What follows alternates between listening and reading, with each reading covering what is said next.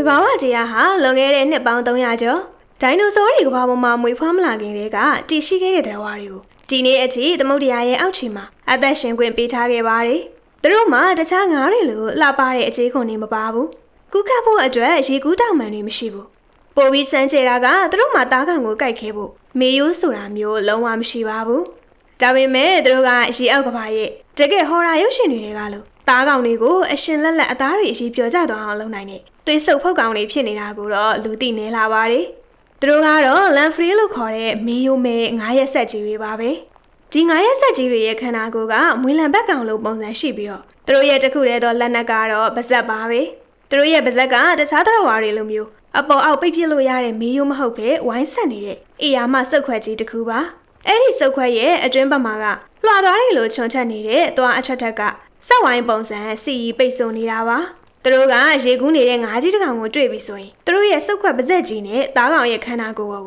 လေဟာနဲ့စနစ်အတိုင်းပဲဆွဲကပ်လိုက်ပါတယ်။အသားပေါ်ကိုစုပ်ကပ်မိပြီဆိုတာနဲ့အလေးမရှိတဲ့ချွန်ထက်လာတဲ့ရှာနဲ့သားကောင်ရဲ့အကြေးကုန်နဲ့အသားတွေကိုလုံပူတစ်ခုလိုတရက်ဆက်ထိုးပေါက်တွင်းတူပါတယ်။သားကောင်ဖြစ်တဲ့ငါးကြီးမှာအခုခန္ဓာကိုယ်ကိုဖောက်တွင်းခံနေရတာတောင်မှပြုတ်ထွက်သွားအောင်ခါချဖို့ကဘလုံးမှမစွမ်းရှာပါဘူး။ပို့ပြီးတော့ရက်ဆက်တာကဒီလန်ပရီတွေဟာသားကောင်ရဲ့အသားကိုဖောက်ထွင်းပြီးတာနဲ့သူတို့ရဲ့တွေကလေးတွေကနေသွေးမခဲစေတဲ့အထူးဓာတ်အရေးတစ်မျိုးသားကောင်ရဲ့ခန္ဓာကိုယ်တွေကိုထိုးသွင်းလိုက်တာပါအဲ့ဒီအရေးကသားကောင်ရဲ့သွေးကြောတွေကိုပွင့်ထွက်သွားစေုံနဲ့မကပဲအတွင်းကအသားအမြင့်တွေကိုပါအရေးပြောကြစေပါတယ်ဒီလန်ပရီဟာသားကောင်ရဲ့ခန္ဓာကိုယ်တွေကထွက်လာသည်မြသွေးတွေအရေးပြောကြလာတဲ့အသားမြင့်တွေအရေးအားလုံးကိုအသက်ရှင်လျက်ကြီးနဲ့တစ်စက်မှမကျန်အောင်ကုန်စင်အောင်စုပ်ယူဝါမျိုးပါတယ်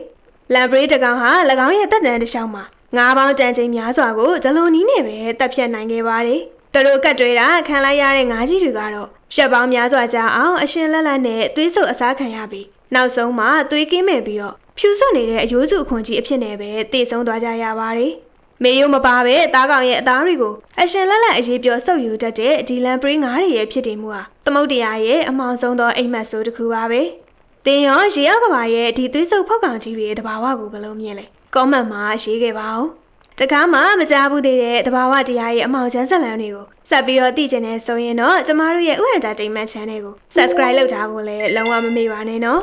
ဒါဆိုရင်တော့နောက်ထပ်ဗီဒီယိုတွေမှာပြန်ဆုံတွေ့ပါမယ်ရှင်